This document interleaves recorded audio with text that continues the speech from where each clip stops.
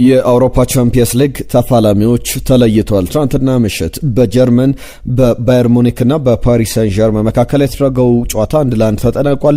በደርሶ መልስ ፓሪስ ሰን ዠርመን ወደ ፍጻሜ አልፏል። ከአርሰናል ጋር ይጫወታሉ። በዚህ ጨዋታ ዙሪያና ስለ አርሰናልና ስለ ፓሪስ ሰን ዠርመን ጨዋታ ጥቂት ነጥቦችን እያነሳን እንቆያለን። ሰላም ጤና ይስጥልን ክቡራትና ክቡራን፣ ስፖርታዊ ጉዳዮቻችን ተጀምሯል። በቤስት ስፖርት ኢትዮጵያ ቻናል ላይ ትገኛላችሁ። በርከት ያሉ ጉዳዮችን እያነሳን እንቆያለን። ከዚህ ከቻምፒየንስ ሊግ ፍጻሜ በተጨማሪም ማንቸስተር ዩናይትድን፣ ቸልሲን፣ ማንቸስተር ሲቲን የተመለከቱ ጉዳዮች አሉ። ከአርሰናል ጋርም ከማንቸስተር ዩናይትድ ጋርም ከቸልሲ ጋርም የሚያዙ የዝውውር ዜናዎችንም በስፋት እየተመለከትን እየነገርናችሁ የምንቆይ ነው የሚሆነው። ሪያል ማድሪድ ቤት እየተባባሰ የመጣው ችግር አለ። እሱንም የምናነሳው ነው የሚሆነው። ሌሎች አጫጭር ጉዳዮችንም ይዘናል። በቻላችሁት አብራችሁን ቆዩ። ትናንትና የእናንተ በርከት ያሉ መልእክቶች መተውልናል። ሀሳብ አስተያየቶቻችሁን አሁንም ላኩልን። በርከት ያሉ አዳዲስ ጉዳዮችን ይዘን አብረናችሁን ቆያለን። ላይክ፣ ሼር፣ ሰብስክራይብ በማድረግ ቤተሰብነታችሁን አብሮነታችሁን አሳዩን። ትናንትና በፓሪስ ሳን ዠርመንና በባየር ሙኒክ መካከል ያደረገው ጨዋታ የመጀመሪያው ጨዋታ ሌላ አይነት ጨዋታ፣ ትናንትና ደግሞ እንደተጠበቀውም ባይሆን መጥፎ የሚባል ጨዋታ አልነበረም። የመጀመሪያው ጨዋታ ስታንዳርዱን ደረጃውን ከፍ አድርጎት ነበረ። ምናልባት በሚቀጥሉት 10 ዓመታት የማንዘነጋው አይነት ጨዋታ እንደሚሆን መናገር ይቻላል። የባለፈው ሳምንት ረቡዕ ዕለት ማክሰኞ ዕለት የነበረው ጨዋታ ትናንትና ረቡዕ ዕለት ደግሞ በአውሮፓ ቻምፒየንስ ሊግ ግማሽ ፍጻሜ ወደ ፍጻሜው ለማለፍ ሁለቱ ቡድኖች ጨዋታቸውን አድርገው ነበረ። ፓሪስ ሰን ዠርመን ከባየር ሙኒክ ትናንትና በመጀመሪያው ደቂቃ ሁለተኛው ደቂቃ ላይ ፒኤዤ ግብ አስቆጠረ በኦዝማን ዴምቤሌ አማካኝነት። ከዛ በኋላ ጨዋታው መጨረሻ ደቂቃ ላይ ደግሞ ሃሪ ኬን ግብ አስቆጠረ። ጨዋታው 1-1 ነበረ እየተጠናቀቀው። ፓሪስ ሰን ዠርመን በጣም የተሟላው ቡድን ነው ማለት ይቻላል። በአውሮፓ ካሉ ቡድኖች መካከል አርሰናል በአውሮፓ ቻምፒየንስ ሊግ ላይ በጣም ኮንሲስተንት የነበረ እስካሁን በቻምፒየንስ ሊጉ ላይ ምንም አይነት ሽንፈት ያልደረሰበት። ለምሳሌ ፓሪስ ሰን ዠርመን አምና ቻምፒየንስ ሊጉ ፋይናል ላይ ሲደርስ በሊግ ፌዝ ውድድሮች ላይ 15ኛ ደረጃን ይዞ ነበር ያጠናቀቀው። ዘንድሮም በሊግ ፌዝ ላይ 11ኛ ደረጃን ይዞ ያጠናቀቀ ቡድን ነው። በአጠቃላይ ግን በውድድሩ ላይ በጣም ጥሩ ጉዞ እያደረገ እስከ ፍጻሜ ደርሷል። በተለይ የሲዝኑ ሁለተኛ አጋማሽ ላይ በቻምፒየንስ ሊጉ ላይ በጣም እየበረታ የሚመጣ አይነት ፓሪስ ሳን ዠርመንን ተመልክተናል። ትናንትናም ባየር ሙኒክን ጥሎ አልፏል። በአጨዋወት ረገድ እንደባለፈው በጣም ክፍት ሆኖ ጨዋታውን ለማጥቃት የገባ ቡድን አልነበረም። ፓሪስ ሳን ዠርመን ምንድነው ያደረገው? የመከላከል አደረጃጀቱ በጣም ጠንካራ እንደነበር የተመለከትንበት እድሎችን ፈጥሯል። እንዳጠቃላይ ግን ጥሩ ፉክር የነበረበት ጨዋታ ነው። ነገር ግን እንደባለፈው በጣም ክፍት የነበረ ጨዋታ አልነበረም። በሁለቱም ቡድኖች በኩል የተሳቱ በጣም ብዙ ኳሶች አሉ። ለምሳሌ የመጀመሪያውን ጨዋታ ከዚህኛው መርሃ ግብር ጋር ስናነጻጽረው ብዙ ማለት ይቻላል። የመጀመሪያው ጨዋታ በኮንቨርዥን ሬት ወይም ወደ ግብ ተሞክረው ወደ ግብነት የተቀየሩ ኳሶችን በመቶኛ ስናሰላ 41 በመቶ ነበረ። ወይም 22 ኳሶች ተሞክረው 9 ገብተው ነበር። በዚህኛው ጨዋታ ላይ ግን በመልሱ ጨዋታ የኮንቨርዥን ሬቱ የጨዋታው ወደ 6 በመቶ ዝቅ ያለበት ነበር። ያ ማለት 33 የግብ ሙከራዎች ነበሩ። ከነዚህ 33 የግብ ሙከራዎች መካከል 6 በመቶ ብቻ ነበር የተቆጠሩት። ሁለቱ ገብቷል። 31ዱ ወደ ግብነት የተቀየሩ አልነበሩም። በአጠቃላይ በጣም አጓጊ የነበረው ጨዋታ በጣም እንደተጠበቀው በዛ ደረጃ የነበረ መርሃ ግብር አልነበረም። ፓሪስ ሰን ዠርመን በደርሶ መልስ ወደ ፍጻሜ አልፏል። በቀጣይ ከአርሰናል ጋር ለፍጻሜ ይጫወታል። በቡዳፔስት የሚደረግ ጨዋታ አለ ከ23 ቀናት በኋላ። አሁን ሜይ 25 ላይ ሜይ 7 ላይ ነው የምንገኘው። ሜይ 30 ላይ ደግሞ የሚደረግ ጨዋታ ነው። 23 ቀናትን ጠብቀን ጨዋታውን እንመለከታለን። በፑሽካሽ አሬና ሃንጋሪ ላይ ይደረጋል። ሚካኤል አርቴታ ከሉዊስ ኤንሪኬ ጋር በአውሮፓ ቻምፒየንስ ሊግ ታሪክ ከሁለት አሰልጣኞች ከአንድ ሀገር ያደረጓቸው ፍጻሜዎችን እናስታውሳለን። ለምሳሌ በጣሊያኖች መካከል ካርሎ አንቸሎቲ ሚላንን ይዘው ማርሴሎ ሊፒ ደግሞ ዩቬንቱስን ይዘው ያደረጉት ጨዋታ ይታወሳል። ሁለት ጀርመናውያን ዩፔንክስ በባየር ሙኒክ በኩል እንዲሁም ደግሞ የርገን ክሎፕ በቦሩሲያ ዶርትመንድ በኩል 2013 ላይ ያደረጉት ጨዋታ ነበረ። አሁን ከ7 ዓመት በኋላ ደግሞ አንዚ ፍሊክ በባየር ሙኒክ በኩል ቶማስ ቱዌል በፒኤስጂ በኩል ባየር ሙኒክ ያሸነፈበት ጨዋታ እንደነበረ እናስታውሳለን። አሁን ሌላ ዓመት ሁለት ስፔናውያን አሰልጣኞች ለመጀመሪያ ጊዜ በአውሮፓ ቻምፒየንስ ሊግ ፋይናል ላይ ይገናኛሉ። ሉዊስ ኤንሪኬ ከሚኬል አርቴታ ጋር የሚደረግ ጨዋታ ነው። ሁለት ካፒታል ሲቲዎች ወይም የአንድ ሀገር ዋና ከተማ ክለቦች የሚያደርጉትም ጨዋታ ነው ለአራተኛ ጊዜ። ከዚህ በፊት በነፊካ ከሪያል ማድሪድ 1962 ላይ 1966 ላይ ደግሞ ሪያል ማድሪድ ከፓርቲዚያን ቤልግሬድ ጋር ጨዋታቸውን አድርገው ነበረ። አያክስ አምስተርዳም ከፓናትኒያኮስ ደግሞ የግሪክና የኔዘርላንድ ክለቦች ያደረጉት ጨዋታ ነበር። አሁን የፓሪሱ ክለብ ፓሪስ ሰን ዠርመን ከለንደን ከእንግሊዙ ዋና ከተማ ለንደን ክለብ አርሰናል ጋር የሚያደርጉት ሌላ የፍጻሜ አጓጊ ጨዋታ ይጠበቃል። በፍጻሜው ላይ ማን እድል አለው? አስቀድሞ ብዙ ሀሳቦች ሲሰጡ ነበር። አንዳንድ አድማጮችም ትናንትና ጥያቄዎችን አቅርበን ነበር። ማን ነው እናንተ ጋር ወይም እንደ አርሰናል ደጋፊ ማን ቢያልፍ ይሻላችኋል ብለን ጥያቄ ስናቀርብ ነበር። ብዙዎች ባየር ሙኒክን ሲመርጡ ነበረ። ነገር ግን ባየር ሙኒክ ወደ ፍጻሜ አላለፈም። ባየርን በመከላከል ረገድ ደካማ ቡድን ነው። ፓሪስ ሰን ዠርመን መከላከልም እንደሚችል የትናንትናው ጨዋታ ምልክት ነበር ማለት ይቻላል። ዊሊያም ፓቾ የጨዋታው ኮከብ ተብሎ ተመርጧል። በሚያስገርም ሁኔታ ክቫራትስኬሊያን በተመለከተ የክቪቻ የውድድር ዓመት የሚገርም ነው። በያዝነው የውድድር ዘመን ከ30 በላይ የግብ ተሳትፎዎች አሉት። ኦዝማን ዴምቤሌም በተመሳሳይ ለምሳሌ የመጀመሪያው በታሪክ የመጀመሪያው ተጫዋች ሆኗል። በቻምፒየንስ ሊግ ላይ በሰባት ተከታታይ የኖክአውት ስቴጅ ወይም የጥሎ ማለፍ ጨዋታዎች ላይ ወይ ግብ ያስቆጥራል ወይ አሲስት ያደርጋልና በአንድ በተመሳሳይ ቻምፒየንስ ሊግ የውድድር ዘመን ላይ የመጀመሪያው ተጫዋች ሆኗል። ኦዝማን ዴምቤሌ ደግሞ ለባየርን ወደዚህ ማለፍ ሌላኛው አስተዋጽኦ ያለው ተጫዋች ነው።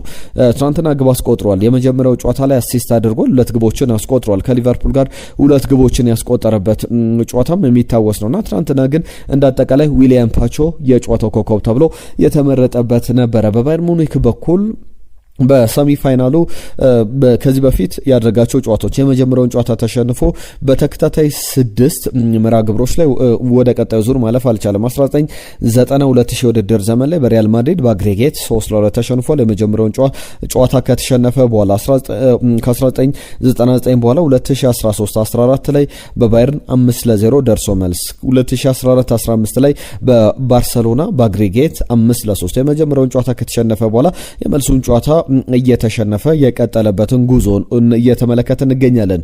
2015-16 ላይ በአግሪጌት በፍጹም ቅጣት ምት የተሸነፈበት ወይም በዚህ በደርሶ መልስ 2-2 ሲጠናቀቅ አትሌቲኮ ማድሪድ ጋር ከሜዳ ውጪ ግብ በማስቆጠር በሚል አትሌቲኮ ማድሪድ ወደ ቀጣዩ ዙር አልፏል። 2017-18 ላይ በሪያል ማድሪድ 4-3 ትናንትና ደግሞ በፓሪስ ሰን ዠርመን 6-5 በሆነ ውጤት የተሸነፈበት ውጤቶች በደንብ የሚናገሩት ነገሮች አሉ። ለአንድ ዋንጫ በአንድ ምሽት ወይም የሞትና የሽረት ጉዳይ ይሆናል። ቡዳፔስት ላይ ፓሪስ ሰን ዠርመን ከአርሰናል የሚያደርጉት የቻምፒየንስ ሊግ ፋይናል ይጠበቃል። የአርሰናል መከላከል በዛ ጨዋታ ላይ ይፈተናል።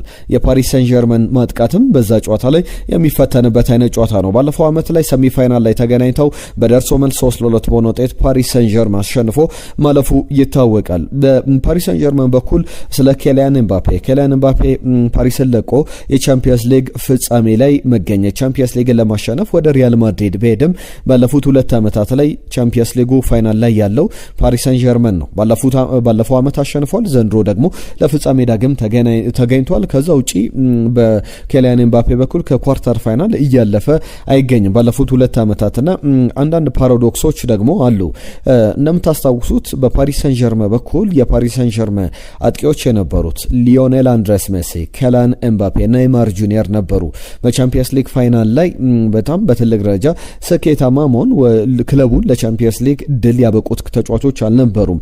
ዴዝሪ ዶዌ እንዲሁም ደግሞ ኦዝማን ዴምቤሌ እና ክቫራትስኬሊያ በዚህ ጊዜያት ላይ ለ2 ጊዜ ለቻምፒየንስ ሊግ ፍጻሜ አደርሰውታል። ከሱፐርስታር ይልቅ ኬሚስትሪ ወይም ደግሞ ከስሞች ይልቅ የተጫዋቾች ውህደት፣ የተጫዋቾች የመከላከል የማጥቃት ፍላጎት የበለጠ የታየበት ነው። አንዳንድ ጊዜ ይህንን ስንመለከት ሜሲን፣ ኔይማርን፣ ኬሊያን ኤምባፔን በነዚህ በነ ዴምቤሌ፣ ዴዝሪ ዶዌና ክቫራትስኬሊያ ቀይሮ በዚህ ያክል ደረጃ የዓለማችን ምርጥ ክለብ መሆን እንኳን የሚያስገርም አይነት የተለየ ድባብ እንዳለው መናገር ይቻላል። ለሁሉም የአውሮፓ ቻምፒየንስ ሊግ ትናንትና በዚህ መንገድ የተጠናቀቀ ነበረ። ዛሬም የአውሮፓ ሊግ ጨዋታዎች ይጠበቃሉ። በተለይ ደግሞ በአውሮፓ ሊግ ላይ አስቶን ቪላ ከኖቲንጋም ፎረስት የመጀመሪያውን ጨዋታ አስቶን ቪላ በፎረስት ሜዳ በሲቲ ግራውንድ 1-0 ተሸንፎ ነበረ። የመልሱን ጨዋታ ቪላ ፓርክ ላይ ዛሬ ምሽት 4 ሰዓት ላይ ያደርጋል። ፍራይቡርግ ፍራይቦርግ ከብራጋ የመጀመሪያውን ጨዋታ ብራጋ በሜዳው 2-1 አሸንፎ ነበር። ፍራይቦርግ በሜዳው ዛሬ የሚያከናውነው ጨዋታ በዩሮፓ ሊግ ወደ ፍጻሜው ለማለፍ የሚደረግ ጨዋታ ነው። ብዙ የቸልሲ ደጋፊዎች ምናልባት በአውሮፓ ቻምፒየንስ ሊግ ላይ የመሳተፍ እድል ካላቸው አስቶን ቪላ ቻምፒየንስ ሊጉን እንዲያሸንፍ ዛሬ ምሽት እንዲያሸንፍ መመኘት ይኖርባቸዋል። እስከ 6ኛ ደረጃ ይዞ የሚያጠናቀቅ ከሆነ ቸልሲ በቀጥታ የሚያልፍበት እድል አለ። አስቶን ቪላ ዋንጫውን የሚበላ ከሆነ ለቻምፒየንስ ሊግ የመሳተፍ እድል አለው። ነገር ግን አሁንም ከቸልሲ ብዙ ስራዎች ይጠበቃሉ። በኮንፈረንስ ሊግ ላይ ሸክታር ዶኔስክ ከክሪስታል ፓላስ የሚያደርጉ ጨዋታ የመጀመሪያው ጨዋታ 3-1 በሆነ ውጤት በፓላስ አሸናፊነት ተጠናቋል። ይህ ጨዋታ ደግሞ በክሪስታል ፓላስ ሜዳ ሴልኸርስት ፓርክ ላይ የሚደረግ ነው። ስትራስቡርግ የመጀመሪያው ጨዋታ በራዮ ቫይካኖ ከሜዳው ውጪ ተሸንፎ ነበር። አሁን በሜዳው የሚያደርገው ጨዋታ ዛሬ ምሽት 4 ሰዓት ላይ ይደረጋል። በሳውዲ ፕሮ ሊግ አልሸባብ ከአልናስር ጋር የሚያደርጉት ጨዋታ ዛሬ 3 ሰዓት ላይ የሚደረጉ ተጠባቂ ጨዋታዎች ናቸው። ስለ አጫጭር የዝውውር ዜናዎች ስለ እናንተ ሀሳቦች እናንሳና ሌሎች የዝውውር ጉዳዮችን በስፋት እየተመለከተን እንቆያለን። ሽመልስ ከኳታር ዶሃ ትናንትና የመጀመሪያ መልእክት የላከልን አድማጫችን ነበረ። ያነሳቸው ጉዳዮች አሉ። ሰላም ለእናንተ የሆኑ ቤተሰቦች፣ አርሰናል ለፍጻሜ በማለፉ ደስ ብሎናል። አህመድ ከጅቡቲ ደግሞ ምሽቱ በጣም ያማረ ነበረ ብሏል። የአርሰናልን ምሽት በተመለከተ ነው። ራይስ ለኔ ምርጥ ነበረ። ሜዳውን ያካልላል፣ ያጠቃል፣ ይከላከላል። እንግዲህ የቱን ብዬቱን ልንገር፣ አርሰናል ቀጥተኛ መስመሩን ይዟል። አሁን ወደፊት ብቻ ነው። በፍጻሜው ላይ ደግሞ ሙኒክ ቢያልፍ የተሻለ ነው የሚል መልእክቱን ልኮል ነበር። ሰይፉ ደበበ ስለ ጻፍክል መልእክት ከልብ እናመሰግናለን። ነጅብ ሰንገሮ ከናይሮቢ የቸልሲ ደጋፊ ነኝ። የቸልሲ የቁልቁለት ጉዞ በጣም ያቃጥላል ብሏል። አርሰናል አሁንም ያለፈ በጣም ጥሩ ተስፋ ላይ ያለ ይመስለኛል። አሁንም ቢሆን ደግሞ ድል ለባየር ሙኒክ የሚል መልእክቱን ልኮልን ነበረ። እናመሰግናለን። ፓሪስ ሰን ዠርመን በሙኒክ 3-2 ይሸነፋል የሚል መልእክቱን ልኮልን ነበር። ተከተል የላከልን መልእክት አለ። ወደ ፍጻሜው እንግዲህ ፒኤስጂ ያልፋል፣ ፒኤስጂም ዋንጫውን ያሸንፋል። የዘንድሮ ዋንጫ እንደዚያው ነው ይጠናቀቃል። 2027ቱን ደግሞ ለማንቸስተር ዩናይትድ ለገናናው ክለቤ እመኛለሁ። በተጨማሪም ሰላም ለእናንተ ይሁን ብሎናል። ከልብ እናመሰግናለን። አሸናፊ ከኳታር አሸናፊ የጻፈልን መልእክት አለ። ከደቡብ አፍሪካ ለአርሰናል ደጋፊዎች እንኳን ደስ አላችሁ ለማለት እወዳለሁ ብሏል። በዳኝነት ላይ አሁንም አወዛጋቢ ጥያቄዎች ይነሳሉ። ዛሬ የዓለማችን ከባድ ሚዛን ቡድኖች ይፋለማሉ። ፒኤስጂ በሙኒክ 3-2 ይሸነፋል የሚል ፍጻሜ ሀሳቡን አንስቶ ነበረ። ፒኤስጂ ግን ለፍጻሜ ያልፋል የሚል ግምቱ ነበረ ያስቀመጠልን። ሰይፈዲን ባየርን 3-2 በሆነ ውጤት ያሸንፋል ብሎ ነበረ። አርሰናል ወደ ዋንጫው ደርሷል። ለዓለም እንግዲህ እግር ኳስ ምን እንደሚችል አሳይቷልና በዚህ ሰዓት ላይ አርሰናል አይችልም የሚል ሰው ደጋፊ ካለ ራሱ ኳስ አያውቅም የሚል መልእክቱን ልኮልናል። ሉቤቤዮ የአርሰናል ደጋፊ ነው። የዛሬው ጨዋታ ሙኒክ ያሸንፋል 2-0 ብሎ ግምቱን ልኮልን ነበረ። በትክክል አልተገመተም። ፓማባይም ሌላኛው መልእክት የላከልን አድማጫችን ነው። በጣም ከልብ እናመሰግናለን። በረከት ዳኛው እኔ በአርሰናል በጣም ደስ ብሎኛልና እኔ በራሴ አርሰናል ፋይናል ቢደርሰው ጥሩ ሙኒክ ነው ብዬ ነው የማስበው። በደንብ ያጠቃሉ። ተከላካዩ ደካማ ነው። ፓሪስ ሰን ዠርመን ደግሞ ሲከላከልም ሲያጠቃም በጣም ጥሩ ቡድን ነው የሚል ነገር አንስቶልናል። አየነው ሙሉ አለም ደግሞ ሰላም ምርጦች፣ አርሰናል ወደ ፍጻሜ በማለፉ ደስ ብሎኛል። ለዋንጫው ማንም ይድረስ ማንም ጠንክሮ መስራት ነው። ስለ ተጋጣሚ አክብዶ ማየት የለበትም። ኬሊያን ኤምባፔ ተፈጥሯዊ ቦታ ላይ ባለመሆኑ ደግሞ ጥሩ እየተጫወተ አይደለም ብሎናል። ነጅብ ሰንገሮ የፒኤስጂ ደጋፊ ነኝ። 3-1 በሆነ ውጤት ፒኤስጂ ያሸንፋል፣ በፍጻሜውም አርሰናልን 3-1 በሆነ ውጤት ያሸንፋል የሚል ግምቱን ልኮልናል። ጀማል አህመድ ትናንትና ወደ ፍጻሜው አርሰናል ያልፋል፣ ፍጻሜው ላይም ያሸንፋል ብሎ መልእክቱ ልኮልን ነበር። ዛሬም እንዴት ናችሁ? ይህንን በተለይ ደግሞ ትናንትና ብዙ ብያለው። በተለይ ኮሜንት ላይ አርሰናል አትሌቲኮን ካለፈ ዋንጫውን ይበላል ብዬ ነበር። አሁንም ለፍጻሜው አልፏል። ደግሞ አለው አርሰናል ዋንጫውን ይበላል። ካንተ የሚጠበቀው የኔን ሽልማት ማዘጋጀት ነው ብሏል። እንግዲህ በፍጻሜው ላይ አዳዲስ ጉዳዮችን ይዘን እንቀርባለን። ለሰጣችሁን መልእክት ለላካችሁልን ሀሳቦች በሙሉ ከልብ እናመሰግናለን። ዛሬም በምናነሳቸው ጉዳዮች ላይ መልእክቶቻችሁን እየላካችሁልን አብራችሁን ቆዩ።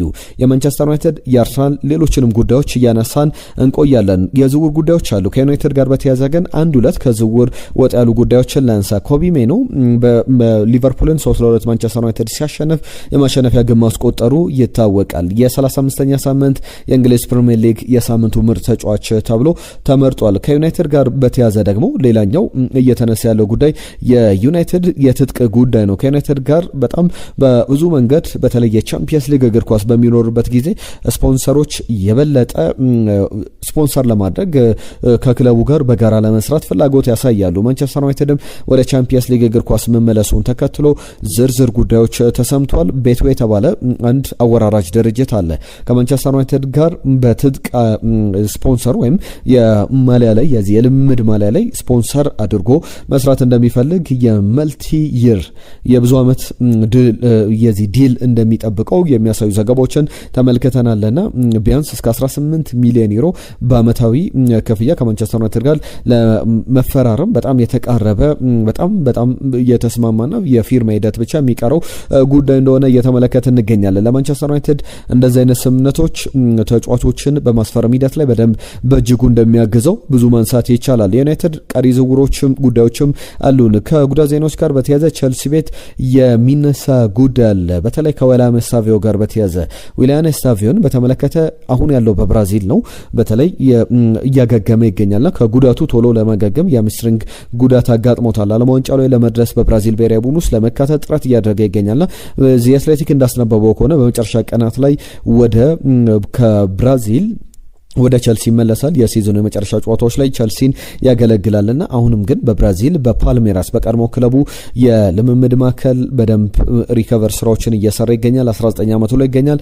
ዓለም ዋንጫው ላይ የመድረስና ያለመድረስ ነገሩ በጣም አጠያቂ ነውና ዓለም ዋንጫ 35-36 ቀናት የቀሩት ውድድር ነውና በዚህ ሰዓት ላይ በዓለም ዋንጫው ላይ መገኘት ለተጫዋቾች በጣም እንደ ትልቅ ጉዳይ የሚመለከቱት ነው። ትናንትና የሪያል ማድሪድን ችግሮች በስፋት ስናነሳ ነበር። በተለይ ኪሊያን ኤምባፔ በተመለከተ ይልቀቅ የሚሉ ፊርማ ማሰባሰቢያ ሂደቶች 200,000 ደርሷል ስንል ነበረ ትናንትና ጠዋት። አሁን ከ13 ሚሊዮን በላይ ሰዎች ኪሊያን ኤምባፔ ከሪያል ማድሪድ ይልቀቅ የሚል የፊርማ ማሰባሰብ ስራዎችን ሰርተው ብዙ እየተመለከትንበት እንገኛለንና ትናንትና ደግሞ ሌላ አሳሳቢ ጉዳይ በሪያል ማድሪድ ቤት ተመልክተናል። ኦሬሊዮ ቹዋሜኒ ፈረንሳዊ ኮከብ ከፌዴሪኮ ቫልቬርዴ ጋር ከዩራጋዩ አማካኝ ጋር ሲጣሉ ነበረ ልምምድ ላይ በቫልዴቤባስ የልምምድ ማዕከል ያንን ተመልክተናል። የማርካ ሪፖርት እንደሚያሳየው ሁለቱ ፊዚካሊ እንግዲህ ተናንቀው ከዛ በኋላ በመልበሻ ቤት ገቡ። በመልበሻ ቤትም ተናንቀው ነበረ። የሪያል ማድሪድና የባርሴሎና ጨዋታ ከመደረጉ ከቀናት በፊት የነበረ ትልቅ አነጋጋሪ ጉዳይ ሆኗል። በመልበሻ ቤት እንግዲህ ትልቅ ጉዳይ ሆኗልና ከዚህ በፊት ለምሳሌ ካሬራስና ሩዲገር ግጭት ውስጥ ገብተው ነበር። ሩዲገር ከሌሎችም ተጫዋቾች ጋር ግጭት ውስጥ ሲገባ ተመልክተን ነበርና ለሪያል ማድሪድ ነገሮች በጥሩ መንገድ ሲዝኑም ጥሩ አይደለም። ሌሎችም ነገሮችን ስንደማምር በጥሩ መንገድ እየተገለጹ ያሉ ነገሮች የሉምና የሚያሳስቡ ነገሮች እንዳሉ እየተመለከተን እንገኛለን። ከአርሰናል ጋር ያሉ የዝውውርም ሌሎች ጉዳዮችን ላንሳ። ፒየሮ ኤንካፒየን የተመለከተ ጉዳይ አለ። የአፕሪል ወር ወይም የሚያዝያ ወር የአርሰናል የክለቡ ምርጥ ተጫዋች ተብሎ ተመርጧል። ከኦገስት ጀምሮ ስንመለከት ኦገስት ላይ ማንቸስተር ዩናይትድ ላይ የማሸነፊያ ግብ አስቆጥሯል ሪካርዶ ካላፊዮሪ። የኦገስት ወር የአርሰናል የወሩ ምርጥ ተጫዋች ነበረ። ሴፕቴምበር ላይ ገብርኤል ማርሴሊ፣ ኦክቶበር ላይ ጋብሪኤል ማጋሌሽ፣ ህዳር ላይ ኤበረቺ ኤዜ፣ ታህሳስ ላይ ሊያንድሮ ትሮሳርድ፣ ጥር ላይ ቪክተር ዮኬሬሽ፣ የካቲት ላይ ፒየሮ ኤንካፒ፣ መጋቢት ላይ ደግሞ ኤበረቺ ኤዜ ነበር። አሁን ደግሞ ፒየሮ ኤንካፒ ዳግም የአርሰናል የወሩ ምርጥ ተብሎ የተመረጠበትን ሽልማት ተመልክተናል። ከአርሰናል ጋር በተያያዘ ሌላኛው የሚኬል አርቴታ ጉዳይ ነው። ሚኬል አርቴታ በአርሰናል አዲስ ውል ሊቀርብለት እንደሆነ ተሰምቷል። ክሮንኬ በተለይ ሚኬል አርቴታ የስፓኒያርድ ለቀጣይ ዓመታት በክለቡ እንዲቆይ ይፈልጋሉ። እስከ 2027 ድረስ ውል አለው በአርሰናል የሚያቆየው። ነገር ግን ሚኬል አርቴታ ዘንድሮ ዋንጫውንም በላ አልበላ በቻምፒየንስ ሊግም ላይ በፕሪሚየር ሊግም ላይ ስኬታማ መሆንም አልሆነም ለረጅም ዓመታት አንዳንድ ሪፖርቶች እንዲሁም እስከ 20 ዓመታት በአርሰናል እንዲቆይ ይፈልጋል። ረጅም ጊዜ እንደ አርሰን ቬንገር ያለ በተለይ አርሰናል ቤት ብዙ የአሰልጣኝ ለውጦችን ብዙ የምንመለከት አይደለም። አርሰን ቬንገር ብዙ ዓመት አሰልጥኗል። ከዛ በፊት የነበሩ ትልልቅ አሰልጣኞችም እነ ጆርጅ ግራምንም ጭምር ረጅም ዓመታትን ያሰለጠኑ አሰልጣኞች ያሉ በአርሰናል በክለቡ ታሪክ ያንን መመልከት ይቻላል። ሚኬል አርቴታውን 6ኛ ዓመቱ አልፏል። ስለዚህ አሁንም ተጨማሪ ዓመታትን በአርሰናል ቤት ይቆያል የሚሉ እምነቶች አሉ። የሚኬል አርቴታን ጉዳይ በተመለከተ እነዚህ በዝርዝር የሚነሱ ናቸው። የክሩፒየ ጉዳይም ይነሳል። ከአርሰናል ጋር በተያዘ ብዙ እየተባለበት የሚገኝ ተጫዋች ነው። የቦርንመዝ ተጫዋችን በተመለከተ አርሰናል አሁንም ተጫዋቹ ማስፈረም ማስፈረም ይፈልጋል። ማንቸስተር ሲቲም በተጫዋቹ ዝውውር ጉዳይ እጁን አስገብቷል። ዘ ታይምስ ዝርዝር ዘገባዎችን ይዞ ወጥቷል። አንድ አርቲክል ላይ እያነበብኩት ነበረና በዚህ ዘገባ ላይ በጣም በማንቸስተር ሲቲም በአርሰናልም የሚፈለግ አይነት ተጫዋች ነው። በጣም ትልቅ ክለቦች ትኩረት የሳበ አይናቸውን የጣሉበት አይነት ተጫዋች ነው። ጁኒየር ክሩፒ ፈረንሳዊ ተጫዋች በቦርመዝ የሚገርም ጊዜን እያሳለፈ ይገኛል። ዘንድሮ ለምሳሌ እሁድ ዕለት ክሪስታል ፓላስን ሲያሸንፉ የሲዝኑ በፕሪሚየር ሊግ 12ኛ ግቡን አስቆጥሯል። ገና 19 ዓመቱ ላይ ይገኛል። የፈረንሳይ ተጫዋች የመጣበት ኮሎሪዮ በ12 ሚሊዮን ፓውንድ አካባቢ ነው። ነገር ግን አሁን እስከ 60 ሚሊዮን ዩሮ አካባቢ የሚገመት ነውና ቦርመዝ በእርግጥ ተጫዋቹ መልቀቅ አይፈልግም። ምክንያቱም አንድ ዓመት ቢያቆየው የ100 ሚሊዮን ፓውንድ ተጫዋች የመሆን ፖቴንሻል አለው ተብሎ በክለቡ በኩል ይታሰባል። አርሰናልና ማንቸስተር ሲቲ ደግሞ ተጫዋቹን አስቀድመው ከየትኛውም ክለብ በፊት ማግኘት ይፈልጋሉ የሚሉ ዘገባዎችን በስፋት እየተመለከትን እንገኛለን። የቼልሲን ጉዳዮች ላንሳና የማንቸስተር ዩናይትድ ዝርዝር የዝውውር ጉዳዮች አሉ። አንዱ ለዜናዎችን ከዩናይትድ ጋር ተመልክተናል። ቼልሲን በተመለከተ አንድ አጥቂ፣ አንድ የመስመር አጥቂ እንዲሁም ደግሞ አንድ የፊት ለፊት አጥቂና አንድ ተከላካይ ጋር ስሙ እየተያዘ ይገኛል። ትናንትናም እንደዚህ አይነት ጉዳዮችን ስናነሳ ነበረ። በባርሰሎና በኩል ኢንተረስትድ የሆነበት አንድ ተጫዋች አለ፣ ጎንካሎ ራሞስ የፓሪስ ሳን ዠርማን ተጫዋች ነውና ቼልሲ በዚህ ተጫዋች ዝውውር ላይ ፍላጎት ማሳየቱን ዘገባዎች እያሳዩ ይገኛሉ። በፓሪስ ፌቨር እየተደረገ አይደለም ወይም ቅድሚያ እየተሰጡ አይደለምና ራሞስን በተመለከተ በፓሪስ ሳን ዠርማን በኩል አለመፈለጉን ተከትሎ ከክለቡ ይለቃል ተብሎ እየተነገረ ይገኛል። ኢኳዶሪያዊ ሌላ ተጫዋች በቼልሲ ልንመለከት እንችላለን። ሞይሰስ ካይሴዶ አለ። ከሱ በተጨማሪ በክለብ ብሩገ በቤልጅየም በብራሰልስ እየተጫወተ ያለ ተጫዋች አለ። ይህ የቼልሲ ስካውቶች ከቀናት በፊት በብራሰልስ ተገኝቶ ነበር። ዘንድሮ በአውሮፓ ቻምፒየንስ ሊግ ላይ የሚገርም ቁጥሮች አሉት።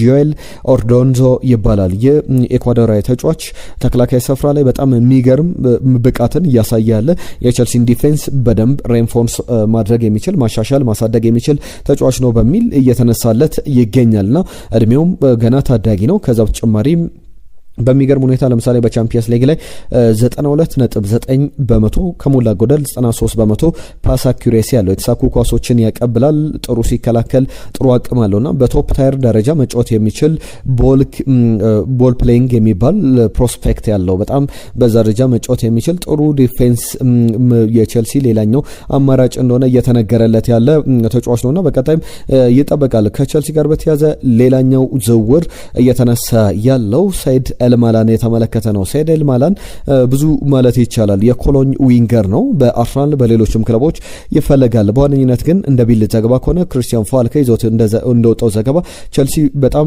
በቅርበት ከተጫዋቹ ወኪሎች ጋር ንግግር እያደረገ ይገኛል። 19 ዓመቱ ላይ ይገኛል። 12 ግቦችን አስቆጥሯል። 4 አሲስቶችን አስመዝግቧል። ለግብ የሆኑ ኳሶችን አቀብሏል በ32 የቡንደስሊጋ ጨዋታዎች ላይና ብራይተንና ቼልሲ የተጫዋቹ ፈላጊዎች ሆነው ብቅ ብለዋል። ከጀርመን አንድ ዓመት በታች ቡድን ውስጥ እየተጫወተ ይገኛል። እስከ 50 ሚሊዮን ዩሮ ድረስ የሚገመት አይነት ተጫዋች እንደሆነ የሚያሳዩ ዘገባዎችን እየተመለከተን እንገኛለን። ከዛ ውጪ ቼልሲ ቤት የዌስሌ ፎፋና ጉዳይ ከክለቡ እንዲለቅ ይፈልጋል ቢባልም ተጫዋቹ እንደ ዴሊ ሜል ዘገባ ከሆነ ከክለቡ መልቀቅ አይፈልግም ተብሏል። ኮል ፓልመርን በተመለከተ ቼልሲ አሁንም ራሱ ማጠናከር የአፕሮች ለውጥ አድርጎ እንደ ክለብ ፕሮጀክት እቅዶቹ በተለይ ለውጦች ይኖራሉ ተብሎ ይጠበቃል በክረምቱ።